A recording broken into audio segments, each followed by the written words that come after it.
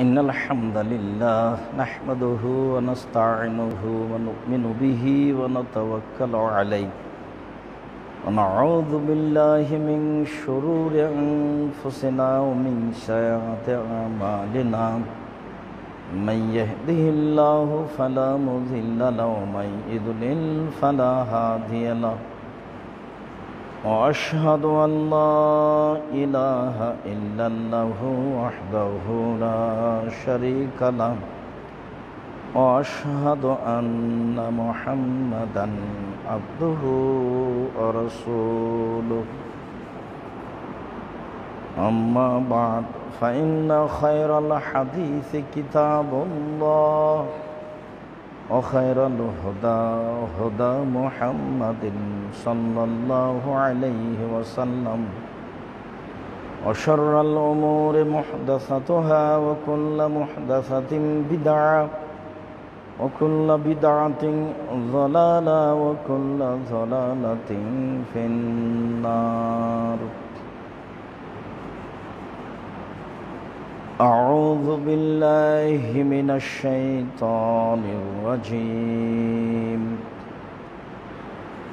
فأقيموا الصلاة وآتوا الزكاة واعتصموا بالله هو مولاكم فنعم المولى ونعم النصير. عن ابن عمر رضي الله تعالى عنه قال قال رسول الله صلى الله عليه وسلم لا يتحرى أحدكم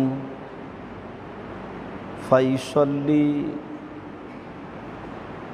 عند طلوع الشمس ولا عند غروبها رواه البخاري ومسلم. عن أبي هريرة رضي الله تعالى عنه قال ثلاث ساعات كان رسول الله صلى الله عليه وسلم ينهانا نصلي فيهن أو نقبر فيهن موتانا حين تطلع الشمس بازغة حتى ترتفع وحين يقوم قائم الظهيرة حتى تميل الشمس وحين تضيف للغروب حتى تغرب الشمس رواه البخاري ومسلم.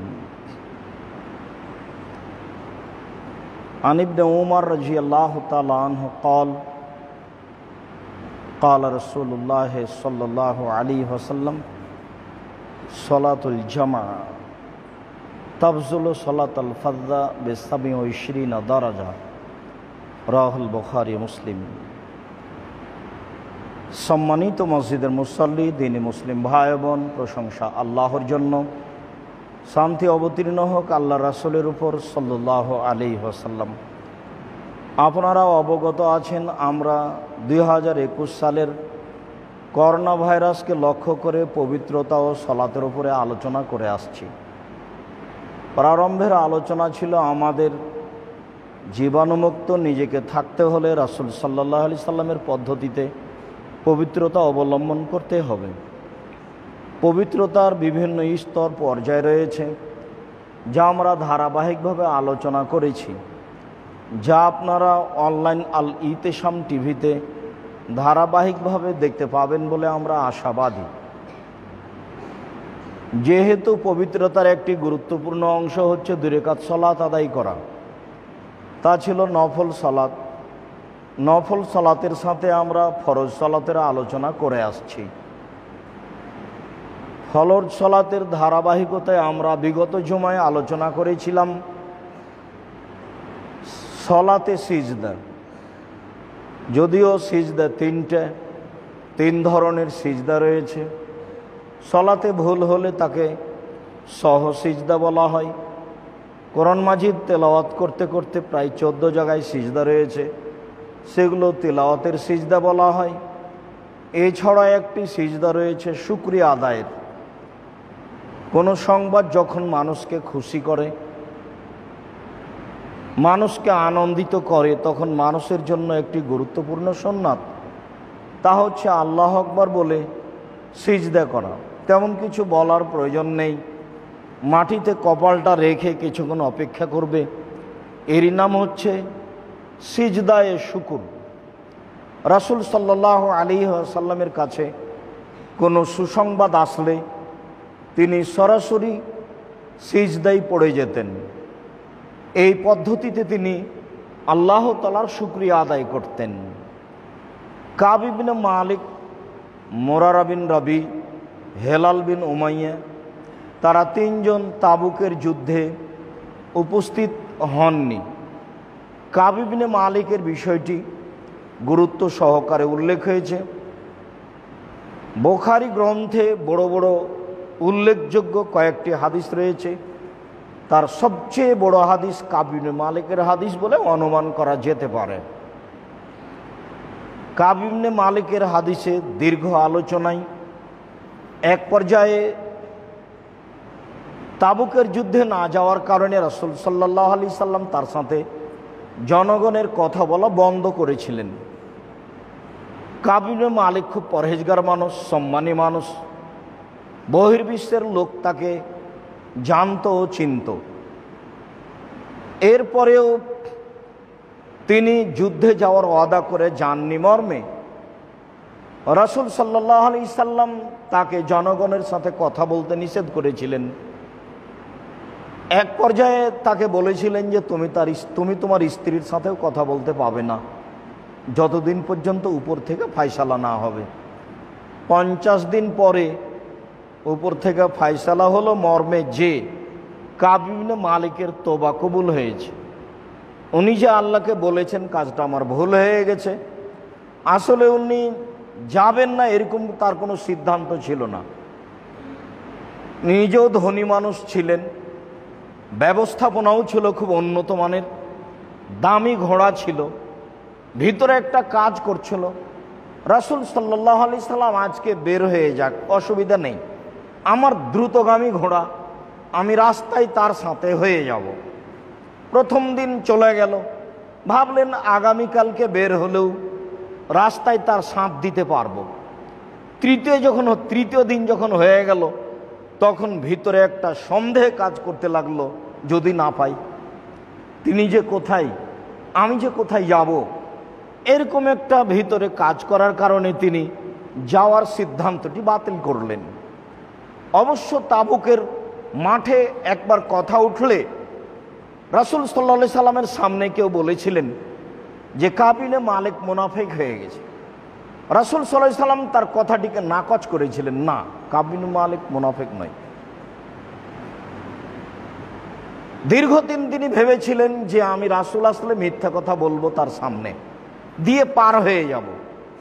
অনেকে মিথ্যা কথা বলে পারও হয়েছিল।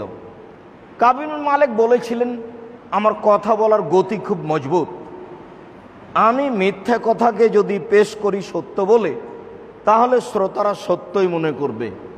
আমার কথার ভিতরে কোনো দুর্বলতা নেই, ভালো পরিকল্পনা নিয়ে মিথ্যা বলবো বলে রাসূলের সামনে বসলাম, ভিতরে ভীতি কাজ করছে। তিনি বললেন, তুমি কেন যাওনি?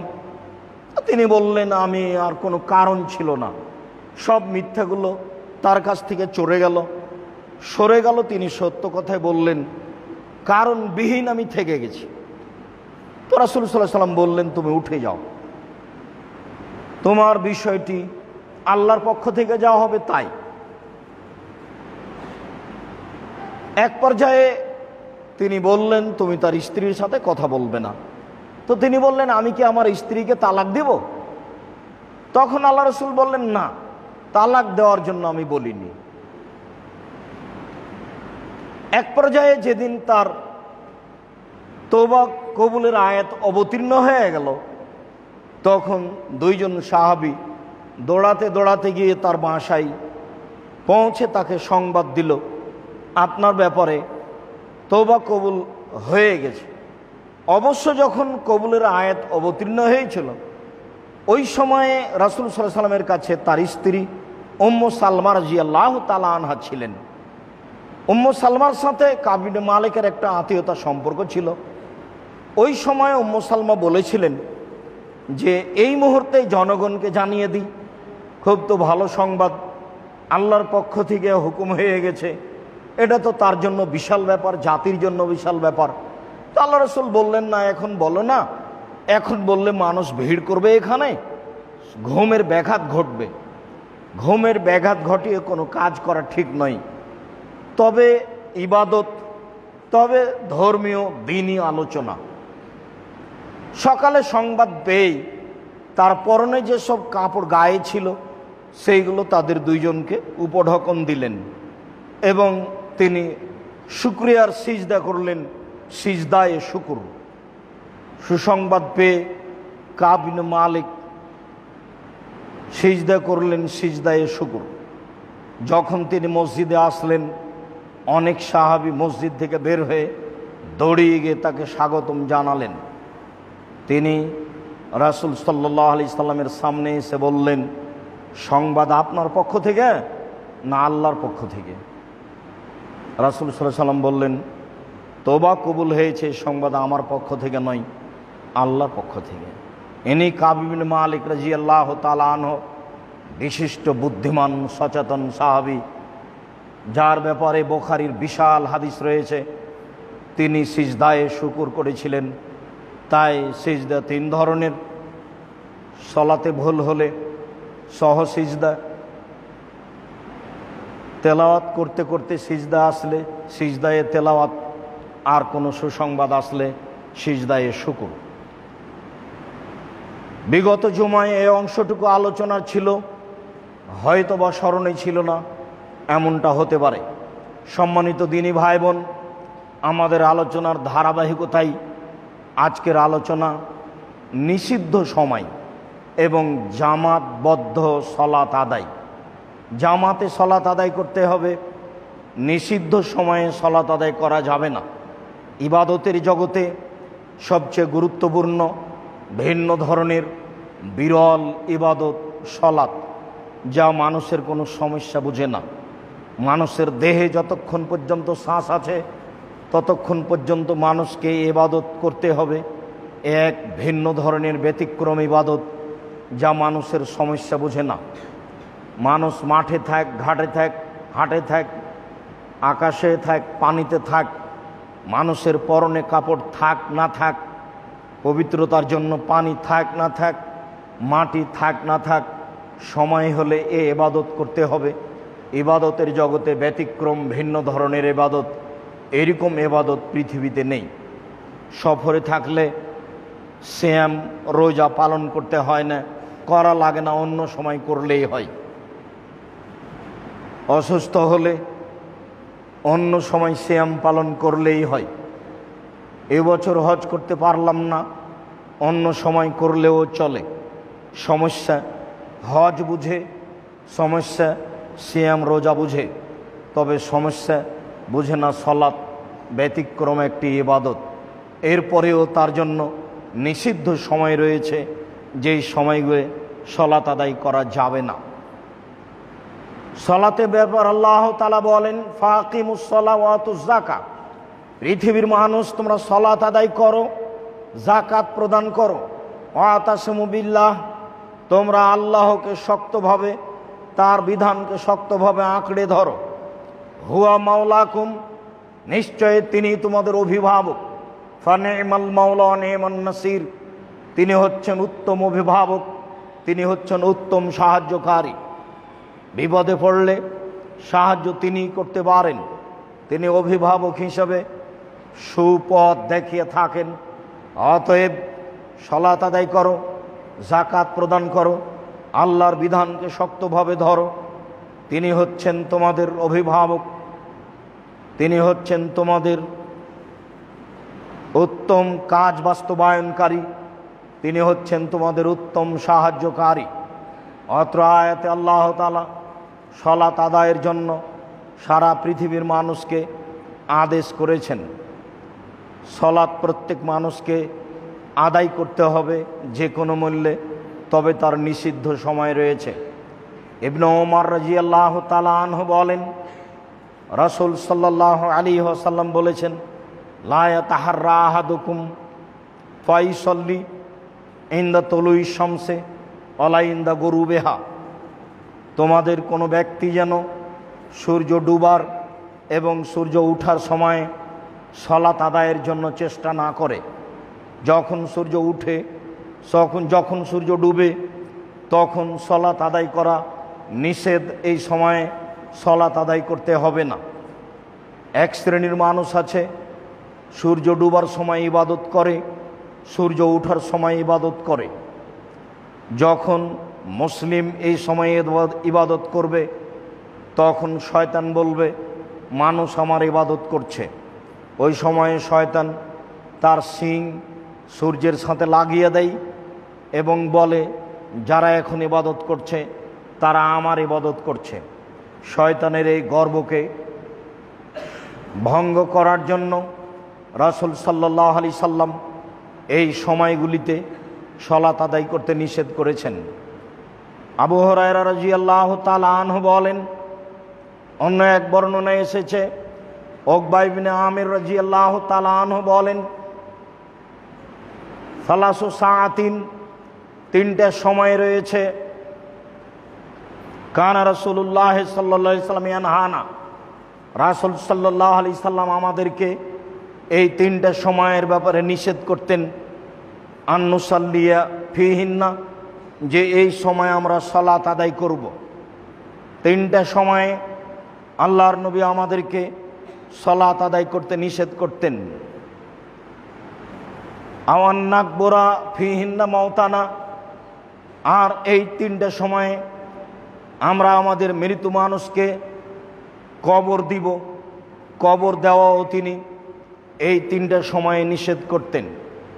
তিনটা সময়ের একটি সময় হচ্ছে হিনা তাতলু শামস বাযিগাতান হাত্তা তারতাফিয়া, যখন সূর্য উঠতে যাচ্ছে তখন সালাত আদায় করা যাবে না, তবে পূর্ণ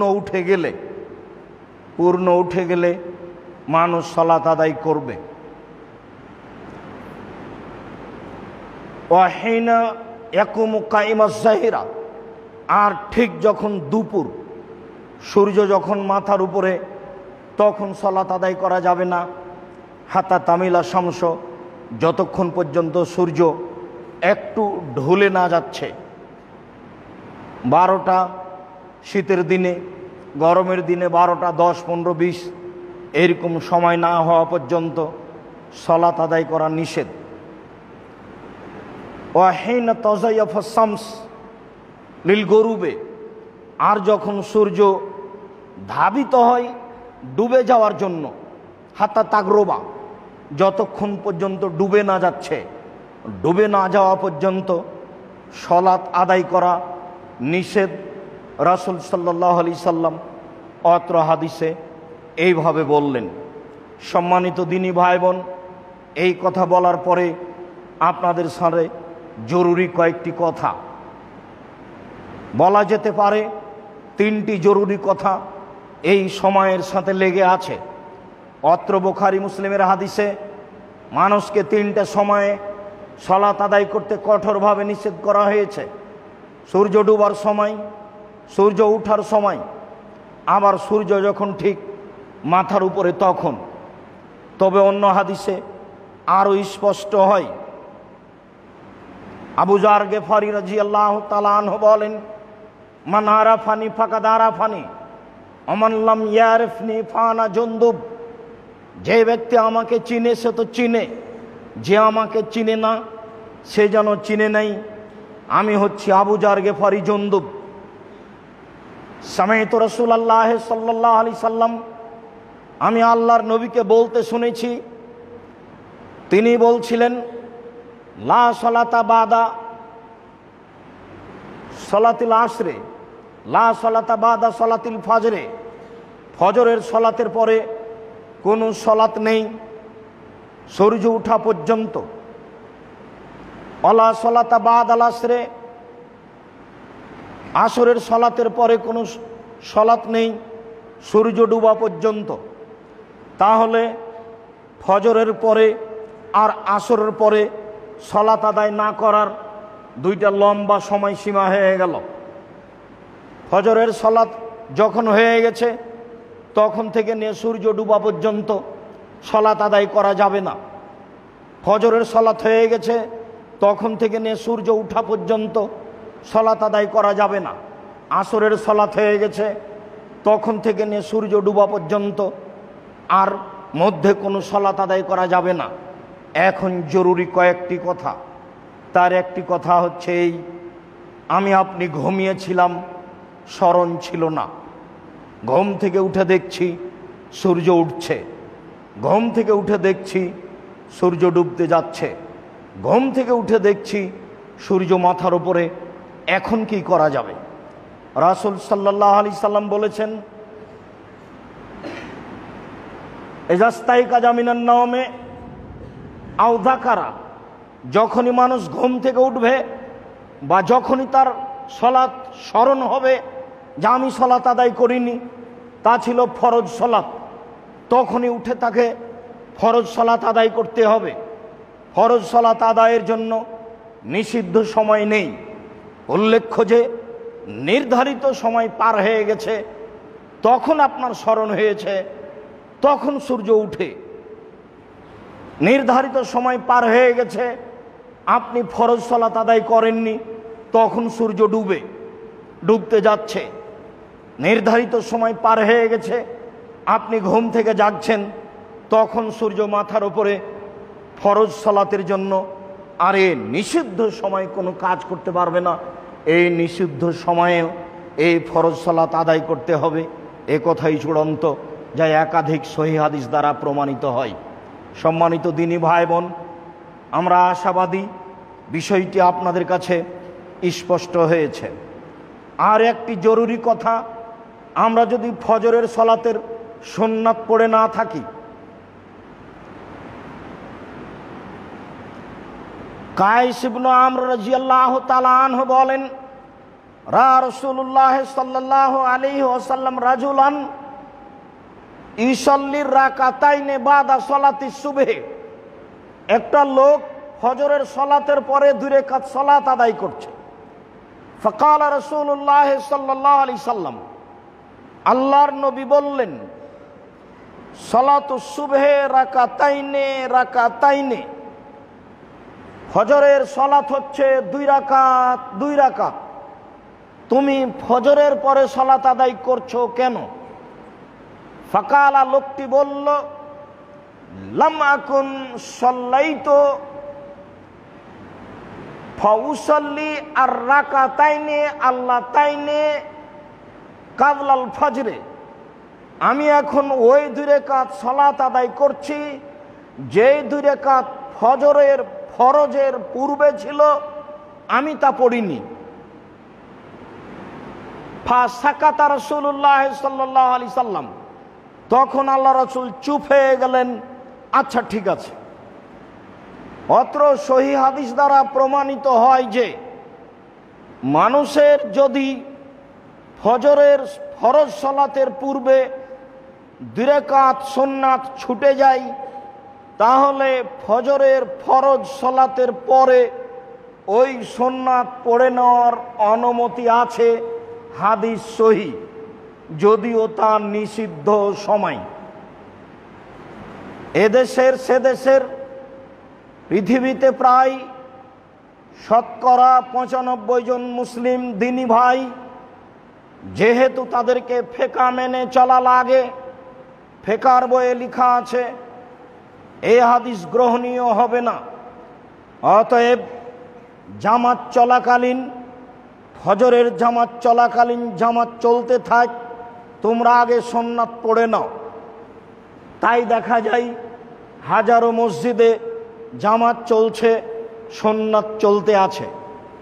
অথচ আবু হুরায়রা রাদিয়াল্লাহু তাআলা আনহু বলেন, রাসূল সাল্লাল্লাহু আলাইহি সাল্লাম বলেছেন, এজা উকিমাতিস সালাত ফালা সালাতা ইল্লাল মাকতুবা, যখন ফরজ সালাতের জন্য ইকামত দেওয়া হবে, তখন আর কোনো সালাত চলবে না ফরজ সালাত ছাড়া। ইকামত দেওয়া হয়েছে বলেই তো ফরজ সালাত চলছে। ফজরের জামাত যে চলছে, তো ইকামত হয়েছে, তাই তো ফরজ জামাত চলছে। তো এই সময়ে আর সালাত হয় কি করে? এই বুখারী মুসলিমের হাদিসকে উপেক্ষা করে ফিকহ মানতে গিয়ে দিনী ভাই বোনকে হাজারো লক্ষ কোটি মানুষকে বুখারী মুসলিমের হাদিসকে উপেক্ষা করে, ওই সুন্নাত নীতিকে উপেক্ষা করে একা একাই সুন্নাত পড়ে জামাত চলতে থাকে। এইটা শরীয়ত বিরোধী কাজ। মনে রাখা ভালো হবে, যখন ফজরের জামাত শুরু হয়ে গেছে তখন আপনাকে সুন্নাত ছাড়াই ফজরের জামাতে অংশগ্রহণ করতে হবে। জামাত যখন শেষ হয়ে যাবে তখন আপনি ছুটে যাওয়া সুন্নাত পড়ে নেবেন। হাদিস সহি। সলাৎ চলাকালীন কোনো সলাৎ চলবে না, হাদিস বুখারী মুসলিম। তবে সূর্য ওঠার পরেও এই সুন্নাত পড়া যায়, যেহেতু সহি হাদিস দ্বারা প্রমাণ আছে। কাজেই জামাত চলছে, আমি সুন্নাত পড়ব, এই নেহায়েত অন্যায় কাজকে না করে রাসূল সাল্লাল্লাহু আলাইহি সাল্লামের সুন্নাত পালন করা ভালো হবে। ফজরের জামাতের পরে ছুটে যাওয়া সুন্নাত পড়ে নিতে হবে। উল্লেখ্য যে আর একটি কথা, যখন মানুষ মসজিদে ঢুকবে তা নিষিদ্ধ সময় হোক আর বৈধ সময় হোক, এইটা হচ্ছে মসজিদের হক। এই হকের সাথে কোনো সময়ের কথা নেই। কাতাদা রাদিয়াল্লাহু তাআলা আনহু বলেন, রাসূল সাল্লাল্লাহু আলাইহি ওয়াসাল্লাম বলেছেন, ইজা দাখালা আহাদুকুমাল মাসজিদা ফালিসাল্লি রাকাতাইন কাবলা ইয়াজলিসা। যখন তোমাদের কোনো ব্যক্তি মসজিদে প্রবেশ করবে তখন সে যেন বসার পূর্বে 2 রাকাত সালাত আদায় করে নেয়। আসলে মূলত আমি নিষিদ্ধ সময়ে সালাত আদায় করছি এটা কথা নয়, আমার বসার অনুমতি নেই সালাত আদায় না করলে। ধরে নিতে হবে গেটে লেখা আছে যে সালাত আদায় না করে বসা নিষেধ। কারণবশত মসজিদে যদি ঢোকেন, সালাত আদায় যদি না করেন, তাহলে দাঁড়িয়ে দাঁড়িয়ে কিছু দেখে চলে যেতে হবে, বসতে পাবেন না, অনুমতি নেই। বসার অনুমতি হচ্ছে 2 রাকাত সালাত। বুঝাতে না পারলে অক্ষমতার কারণে বুঝাতে পারি না। হাদিস সহি, 1450 বছর থেকে এই হাদিস বুখারী মুসলিমে পড়ে আছে। পৃথিবীর হাজারো শত মানুষ এই হাদিসকে মূল্যায়ন করে না, মূল্যায়ন করা প্রয়োজন মনে করে না। মসজিদে ঢুকে আগে বসে পড়ে। জুমার দিনে মানুষ আসে, অন্য টাইমে আসে না। যখন খুতবা শুরু হয়ে যায় চুপ এসে বসে যায়। ফিকহের বইয়ে লেখা আছে যে খুতবা চললে সালাত চলবে না, জাল হাদিস, তাই বসে যেতে হয়। এই বিবরণটি আমাদের পক্ষ থেকে সালাতের উপরে যে বইটি লেখা আছে, রাসূল সাল্লাল্লাহু আলাইহি সাল্লামের সালাত বনাম প্রচলিত সালাত, এই জায়গায় বিস্তারিত লেখা আছে। পৃথিবীর প্রত্যেকটা বাঙালি দিনী ভাই বোনকে আমরা এই অংশ গুরুত্ব সহকারে পড়ার জন্য অনুরোধ জানাচ্ছি। মসজিদে 2 রাকাত সালাত আদায় না করে বসা নিষেধ। জুমার খুতবা চললেও বসতে পাবে না, এটাই চূড়ান্ত। আগে সালাত আদায় করতে হবে, তারপরে বসা। জাবের রাদিয়াল্লাহু তাআলা আনহু বলেন, রাসূল সাল্লাল্লাহু আলাইহি সাল্লাম বলেছেন, ওয়া ইয়াখতুব, তখন তিনি খুতবা দিচ্ছিলেন। খুতবা চলাকালীন তিনি বললেন, ইজা দাখালা আহাদুকুমাল মাসজিদা ওয়াল ইমামু ইয়াখতুব, যখন তোমাদের কোনো ব্যক্তি মসজিদে প্রবেশ করবে তখন ইমাম সাহেব খুতবা দিচ্ছেন, ফালিসাল্লি রাকাতাইনে ওয়া লিয়াতাযাওয়াজ ফীহিমা, সেজন্য তখন জরুরিভাবে 2 রাকাত সালাত আদায় করে নেই, তবে তা সংক্ষিপ্ত করে। আরেকটি বুখারী মুসলিমের হাদিসে এইভাবে এসেছে, দাখালা রাজুলুন আন-নবী সাল্লাল্লাহু আলাইহি ওয়াসাল্লাম ইয়াখতুব, একটা লোক মসজিদে প্রবেশ করলো, তখন আল্লাহর নবী খুতবা দিচ্ছিলেন। লোকটি ঢুকেই বসে গেল মসজিদে। রাসূল বললেন, কুম ফাসাল্লি রাকাতাইন, এই উঠো 2 রাকাত সালাত আদায় করো। জরুরি কথা যে মসজিদে ঢুকে সালাত আদায় না করে বসা নিষেধ। জরুরি কথা যে জুমার খুতবা চলাকালীনও কোনো মুসল্লি মসজিদে ঢুকলে 2 রাকাত সালাত আদায় করতে বাধ্য, তাকে পড়তেই হবে। রাজশাহী চাঁপাইনবাবগঞ্জের ভাষায় বলা যায় তাকে তো পড়তে হবে, তার বাপকে পড়তে হবে, এটাই শরীয়ত, এটা আদেশবাচক হাদিস। রাসূল সাল্লাল্লাহু আলাইহি ওয়াসাল্লাম এভাবে বলেছেন, এখানে ছাড়ের কোনো সুযোগ নেই। মসজিদে ঢুকে 2 রাকাত সালাত আদায় না করে বসার অনুমতি পৃথিবীর মানুষের নেই কারো। তা নিষিদ্ধ সময় হোক আর না হোক, নিষিদ্ধ সময় হলেও পড়তে হবে, সূর্য ডুবার সময় ঢুকলেও পড়তে হবে, সূর্য ওঠার সময় ঢুকলেও পড়তে হবে, সূর্য মাথার উপরে তখন ঢুকলেও পড়তে হবে, আসরের সালাতের পরে ঢুকলেও পড়তে হবে, ফজরের সালাতের পরে ঢুকলেও পড়তে হবে, জুমার খুতবা চলাকালীন ঢুকলেও পড়তে হবে। এমনকি ইমামের জন্য জরুরি, যে ইমাম খুতবা দিচ্ছেন তার যদি চোখে পড়ে কোনো মুসল্লি ঢুকে বসে গেছেন, তাহলে ইমামের জন্য জরুরি, এই লোক উঠো 2 রাকাত সালাত আদায় করো, এভাবেই বলতে হবে। যদিও তারা মনে করবে, তিনি মনে করবেন আব্দুর রাজ্জাক সাহেব মনে হয় আমাকে ধমকালেন।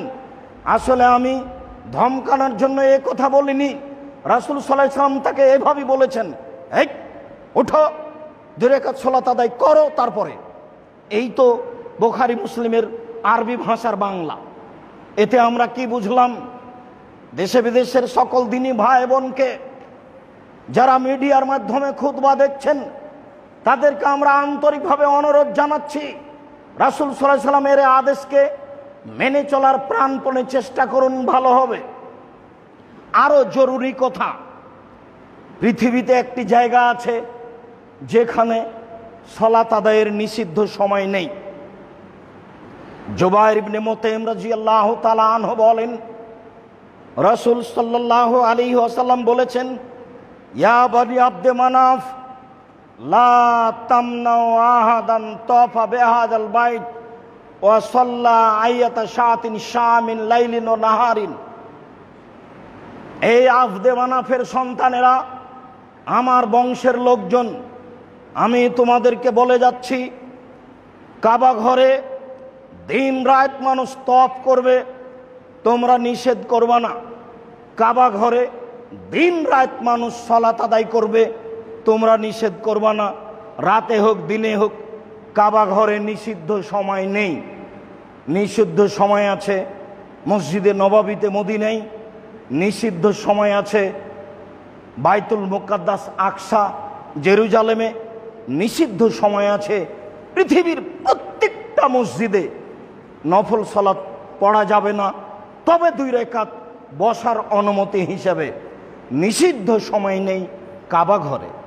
কাবা ঘরে সকাল নেই, বিকাল নেই, দুপুর নেই, সন্ধ্যা নেই, সূর্য উঠা নেই, ডুবা নেই, 24 ঘন্টা সালাতের অনুমতি কাবা ঘরে। বাঙালি বুঝে না, হজ করতে গেছে, কে নাকি বলেছে নিষিদ্ধ সময়ে সালাত আদায় করা যায় না, তওয়াফ একবার করলেই চলে। তাই 2 রাকাত সালাত আদায় করে কোরআন মাজিদ পড়ে। মনে রাখেন, কোরআন মাজিদ পড়া ভালো কাজ, জরুরি কথা। কোরআন মাজিদ পড়তে হবে, এ কথাই ঠিক, কিন্তু বাড়িতে কোরআন মাজিদ পড়লেও অক্ষরে 10 নেকি। কাবা ঘরে হেলান দিয়ে কোরআন মাজিদ পড়লে অক্ষরে 10 নেকি, 19-20 হবে না। মনে রাখা ভালো হবে, পৃথিবীর যে কোনো মসজিদে 2 রাকাত সালাত আদায় করলে যত নেকি হবে, মসজিদে নববীতে 2 রাকাত সালাত আদায় করলে, বাইতুল মুকাদ্দাসে 2 রাকাত সালাত আদায় করলে তার চেয়ে 1000 গুণ বেশি নেকি হবে। তবে কাবা ঘরে 2 রাকাত সালাত আদায় করলে কত বেশি নেকি হবে তা মানুষ জানে না। নেকির কোনো হিসাব নাই, বেহিসাব হবে নেকি। যারা বলেছে হাদিসে এসেছে 1 লক্ষ গুণ বেশি নেকি হবে, 1 লক্ষ গুণ পর্যন্ত এই বর্ণনা ঠিক নয়। কাবা ঘরে 2 রাকাত সালাত আদায় করলে কত বেশি নেকি হবে তা মানুষ জানে না। না বুঝে সব সময় কোরআন তেলাওয়াত করছে, আর না হলে বাইরে ঘুরে বেড়াচ্ছে, হাট বাজার করে বেড়াচ্ছে, কাপড় কিনে বেড়াচ্ছে। যেভাবে মুআল্লিম তাকে ফাঁকি দিয়েছে, ধোকা দিয়েছে, সেভাবে তিনি ধোকা ফাঁকি খেয়ে ঘুরে বেড়াচ্ছেন। আর তওয়াফের ব্যাপারে যারা আছে কর্মচারী, ওখানে হাজিদের সহযোগী, সালাম ফিরলেই তারা বলে এইভাবে, তওয়াফ তওয়াফ তওয়াফ। মানে আপনি যদি তওয়াফ শুরু করে দেন নফল, তাহলে যতবার পা উঠাচ্ছেন ততবার 10 নেকি হবে, যতবার পা নামাচ্ছেন ততবার 10 নেকি হবে, ততবার 10টা পাপ মুছে দেওয়া হবে, ততবার 10টা মান বাড়িয়ে দেওয়া হবে। আপনি যদি কাবা ঘরের ওই হাজরে আসওয়াদ ছুঁয়ে নিতে পারেন তাহলে সব পাপ ক্ষমা হয়ে যাবে। একটি গোলাম আজাদের নেকি হবে। আমি কি দিয়ে বুঝাই কত নেকি? কাবা ঘরে তওয়াফ করলে সেই তওয়াফ বন্ধ করে দিয়ে হাট বাজার করে বেড়াচ্ছে বা বসে কোরআন তেলাওয়াত করছে, কে বুঝাই কাকে? সম্মানিত দিনী ভাই বোন, এখানে আরো জরুরি কথা আছে যে জুমার দিনে সূর্য ওঠার পর থেকে নিয়ে পৃথিবীর যে কোনো মসজিদে সালাত চলবে যে যত পারে। রাসূল সাল্লাল্লাহু আলাইহি সাল্লাম বলেন, মান গাসসালা, যে ব্যক্তি সকালে সকালে গোসল করলো, ওয়াতাল মাসজিদা, মসজিদে চলে আসলো, কাউকে ডিঙ্গিয়ে সামনে আসলো না, অসাল্লামা কুদ্দিরা লাহু, আর তার যা সম্ভব তা সালাত আদায় করলো, তাহলে এক বর্ণনায় এসেছে গত জুমা থেকে এই জুমা পর্যন্ত সব পাপ মুছে দেওয়া হবে, আরো 3 দিন বেশি করে দেওয়া হবে। অন্য বর্ণনায় এসেছে বাড়ি থেকে বের হয়ে যতবার পা ফেলেছে প্রত্যেক পদক্ষেপ সমান। 1 বছর তাহাজ্জুদ পড়লে যা নেকি হয় তাই নেকি দেওয়া হবে। 1 বছর সিয়াম নফল রোজা থাকলে যত নেকি হয় তাই দেওয়া হবে। এই হলো জুমার দিন। সম্মানিত দিনী ভাই বোন, জুমার দিন গোসল করে অজু করে বাড়ি থেকে বের হয়ে যাবেন, প্রত্যেক পা সমান পদক্ষেপ সমান, এরকম নেকি পাও যাওয়ার সময় এবং আসার সময়। যার কারণে রাসূল সাল্লাল্লাহু আলাইহি সাল্লাম জুমার দিন পায়ে হেঁটে আসার কথা বলেছেন, কাঁধ ডিঙ্গিয়ে আসতে নিষেধ করেছেন। তিনি বলেছেন 1 বছর নফল সালাতের নেকি হবে 1 পদক্ষেপ সমান। তিনি বলেছেন 1 বছরের তাহাজ্জুদের নেকি হবে 1 পদক্ষেপ সমান। বলছিলাম তিনি বলেছেন আজান পর্যন্ত যার যত সম্ভব নফল সালাত আদায় করবে। তাহলে কাবলাল জুমা 4 রাকাত, বাদাল জুমা 4 রাকাত, এই কথাটি ভুল, মিথ্যা, ঠিক নয়। জুমার পূর্বে যে যত পারে সে তত পড়বে। এটাই একটা দিন যে বেহিসাব সালাত আদায় করতে পারবে কাবা ঘর ছাড়া পৃথিবীর যে কোনো স্থানে। লাইলাতুল কাদরে পারবে না তা, হজ সফরেও কোনো জায়গাতে পারবে না তা, কাবা ঘর ছাড়া পৃথিবীর কোথাও কোনো মসজিদে কোনো সময়ে অনুমতি নেই এত বেহিসাব সালাত আদায় করার। রমজান মাসেও নেই, লাইলাতুল কাদরেও নেই। জুমার দিন এমন একটা দিন সূর্য ওঠার পর থেকে নিয়ে আজান পর্যন্ত যে যত পারে 2 রাকাত, 4 রাকাত, 8 রাকাত, 20 রাকাত, 50 রাকাত, 1000 রাকাত, যার যা সম্ভব। এ কথাই রাসূল সাল্লাল্লাহু আলাইহি সাল্লাম বলেছেন, হাদিস বুখারী মুসলিম। সম্মানিত দিনী ভাই বোন, তবে জুমার পরে 4 রাকাত পড়বে মসজিদে, পড়লে বাড়িতে পড়লে 2 রাকাত পড়বে। সলাতের পরে নিষিদ্ধ সময় ঢুকে গেছে, কিন্তু সলাতের পূর্বে নিষিদ্ধ সময় নেই। আমি হয়তোবা স্পষ্ট করার চেষ্টা করেছি, কোনো জায়গাতে যদি ঘাটতি মনে করেন সময় সাপেক্ষে আরও স্পষ্ট করার চেষ্টা করা হবে। আল্লাহ আমাদের তৌফিক দান করুক আমল করার। আল্লাহুম্মা সাল্লি আলাইহি, আল্লাহুম্মা বারিক আলাইহি।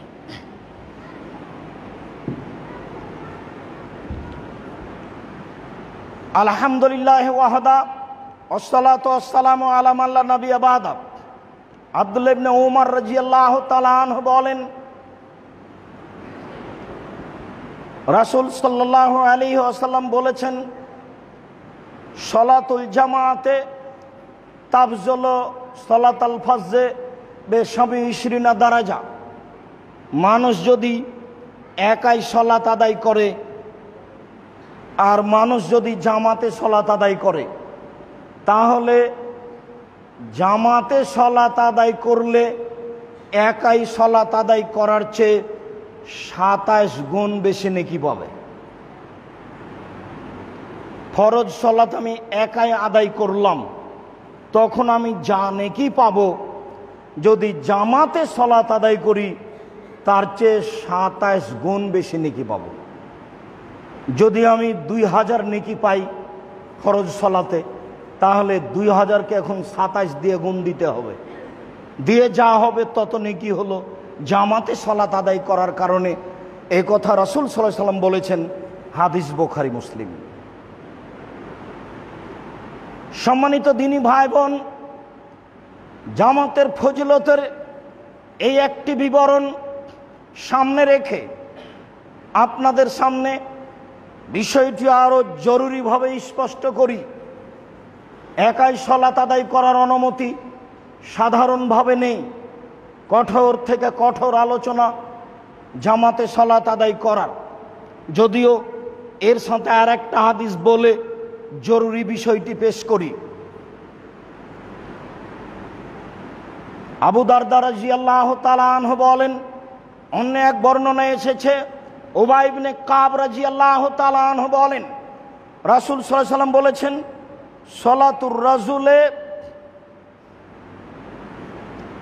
সলাতুর রাজুলে ওয়াহাদাহু আজকা, সলাতুর রাজুলে মা রাজুলে আজকা মিন সলাতিহি ওয়াহাদাহু। যদি মানুষ একাই সলাত আদায় করে, এর চেয়ে দুইজন মিলে সলাত আদায় করা অতীব উত্তম। সলাতুর রাজুলাইনে মিন সলাতিহি আজকা মা আর রাজুলে, দুইজন আর একজন তিনজন মিলে সলাত আদায় করা অতীব উত্তম দুইজন মিলে সলাত আদায় করার চেয়ে। সুম্মা কালা মা কাসরা আহাব্বা ইলাল্লাহি, যত বেশি হবে লোক তত আল্লাহর কাছে প্রিয় আমল হবে। যত বেশি হবে লোক তত আল্লাহর কাছে প্রিয় আমল হবে। লোক বেশি হয়ে গেল, নেকি বেড়ে যাবে, আমল আল্লাহর কাছে পছন্দনীয় হবে। বড় জামাত যেখানে নেকির আশায়, সেখানে যাওয়াই ভালো। আর একজনের অপেক্ষা করা ভালো। জামাতবদ্ধ সলাত আদায় করার জন্য বেশি নেকির আশায়, আপাতত বেশি নেকির আশায় জামাতবদ্ধ সলাত আদায় করার কথাটি শেষ করে এবার জামাতের গুরুত্বের দিকে চলে যায়। জামাতের গুরুত্ব আশ্চর্য, খুব কঠিনভাবে ভাবতে হয়। আবু হুরায়রা রাদিয়াল্লাহু তাআলা আনহু বলেন, রাসূল সাল্লাল্লাহু আলাইহি ওয়াসাল্লাম বললেন, আল্লাযী নাফসি বিয়াদিহি, আমি আল্লাহর কসম করে বলছি, আমি মুহাম্মদ সাল্লাল্লাহু আলাইহি সাল্লাম আল্লাহর কসম করে বলছি, আল্লাযী নাফসি বিয়াদিহি, আল্লাহর কসম, আল্লাহর কসম, আল্লাহর কসম, লাকাদ হামামতু, আমার ইচ্ছা হয়,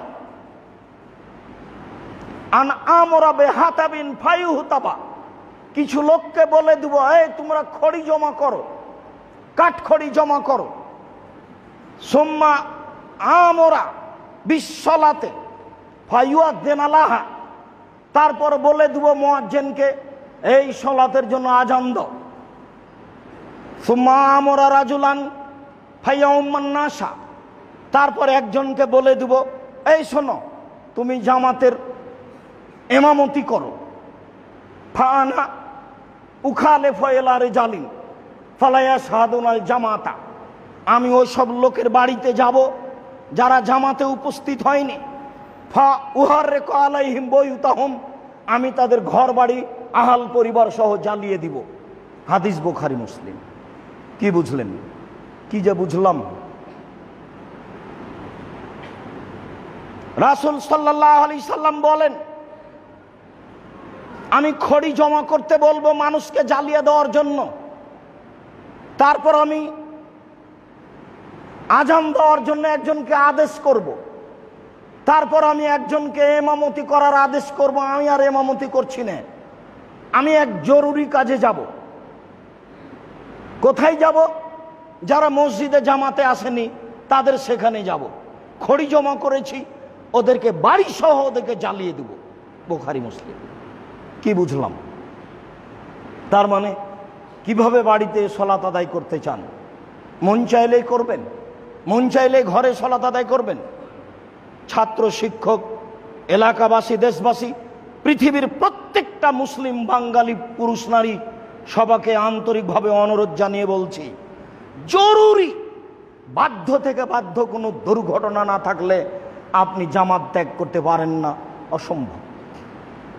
আরো জরুরি কথা, আবু হুরায়রা রাদিয়াল্লাহু তাআলা আনহু বলেন, আতান নবী সাল্লাল্লাহু আলাইহি সাল্লাম রাজুলুন আমা, একজন অন্ধ মানুষ রাসূলের নিকটে আসলো, এসে বলছে, ইয়া রাসূলাল্লাহ ইন্নাহু লাইসা লিকায়দুন ইয়াকুদুনি ইলাল মসজিদ, আমাকে ধরে ধরে মসজিদে নিয়ে যাবে এমন কোনো মানুষ নেই, আমি অন্ধ মানুষ, রাস্তা দেখতে পাই না, আমাকে ধরে ধরে মসজিদে নিয়ে যাবে এমন কোনো মানুষ নেই। ফাসালান নবিয়া ইউরাক্ষিসালাহু ইসাল্লি ফি বাইতিহি, আসলেও নবীকে জিজ্ঞাসা করলো যে সে বাড়িতে সালাত আদায়ের অনুমতি চাচ্ছে, হবে কি না।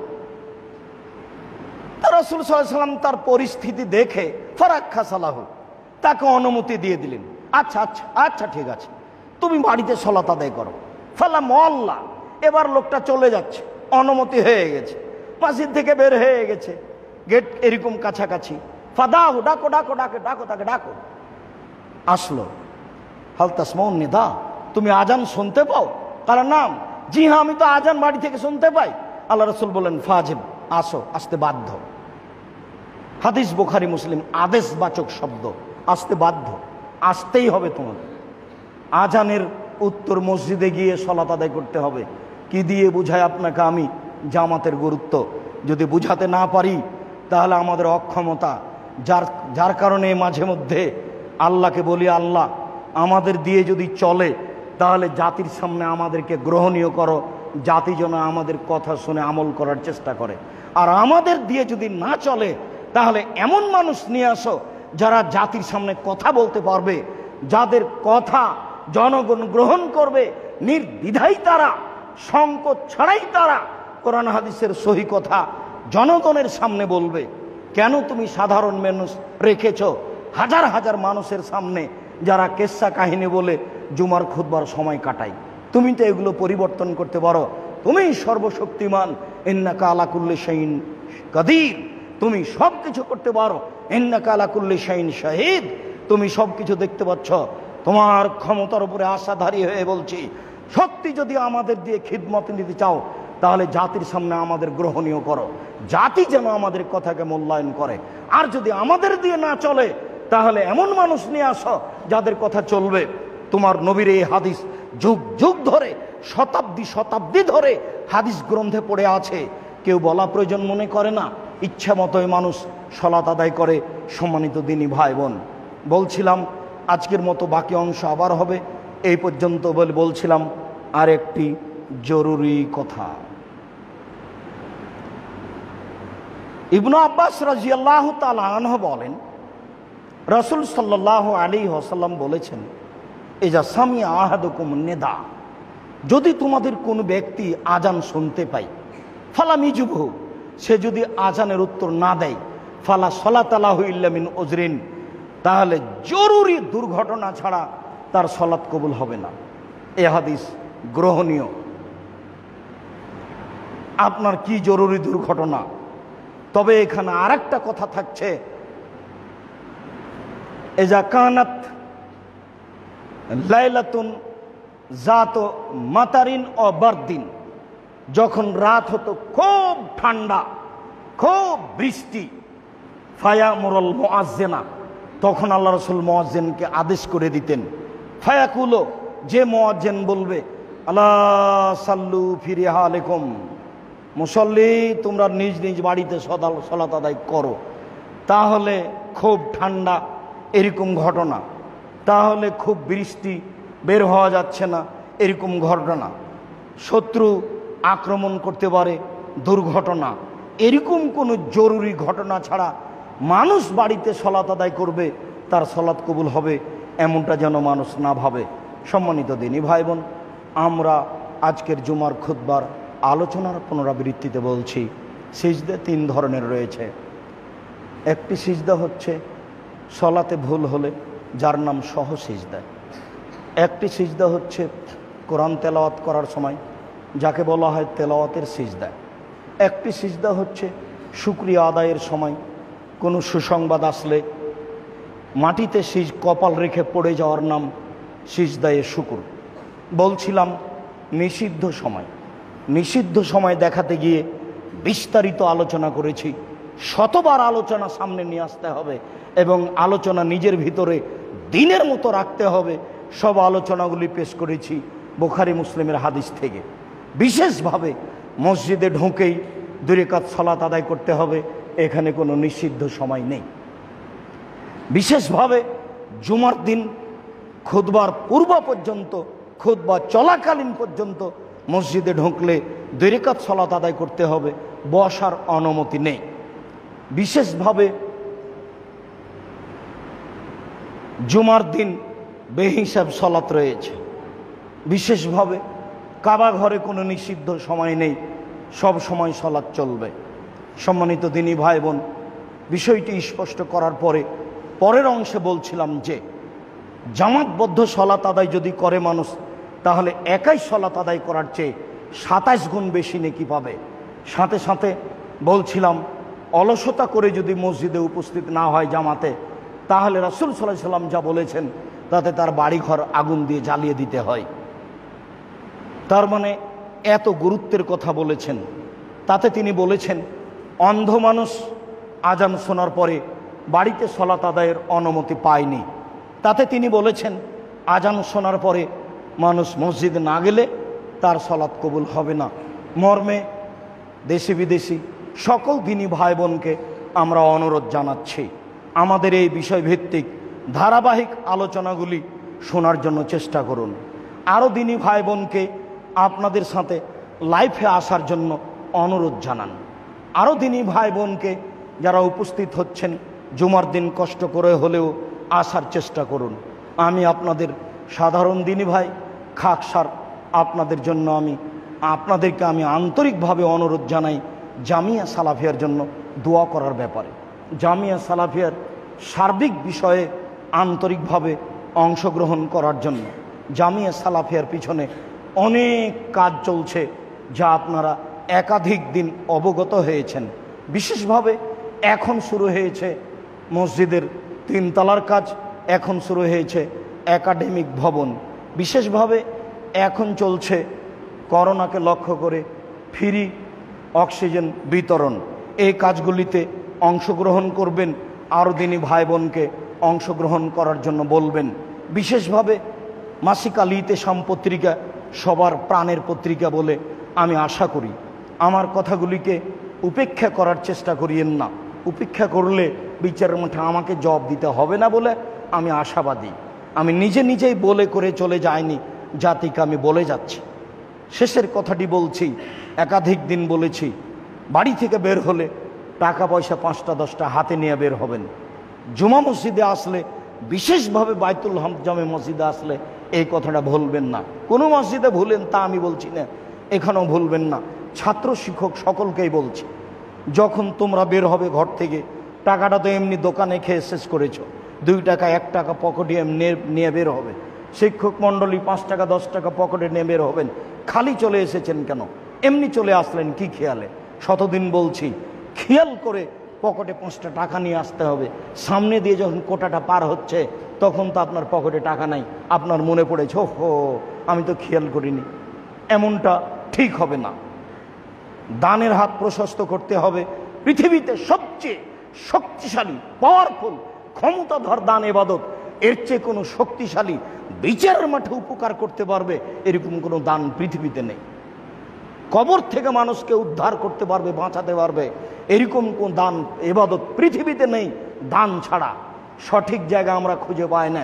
আমরা তো আশাবাদী যে আমাদের জামিয়া সালাফিয়া এবং এইরকম সঠিক আকীদার প্রতিষ্ঠান যত আছে সেগুলি সঠিক স্থান, সেগুলিতে দান করার চেষ্টা করতে হবে।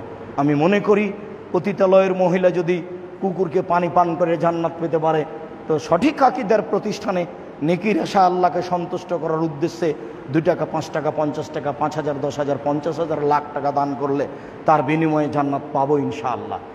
এই দৃঢ় আশা করেই দান করব ইনশাআল্লাহ। আল্লাহ তুমি আমাদের তৌফিক দান করো। আল্লাহ আমাদের যারা মারা গেছে তুমি তাদের কবরের শাস্তি মাফ করো। আমরা যারা অসুস্থ তুমি তাদের আরোগ্য দান করো। আমরা যারা বেঁচে আছি তুমি তাদেরকে তোমার রাসূলের পদ্ধতি অনুযায়ী চলার তৌফিক দান করো। আমাদের ধারাবাহিক আলোচনা তুমি তাদেরকে শোনার এবং আমল করার তৌফিক দান করো। এই দাবি, এই দাওয়া, এই দোয়া তোমার দরবারে রেখে আজকের জুমার খুতবা এখানে শেষ করলাম। সাল্লাল্লাহু আলাইহি ওয়াসাল্লাম।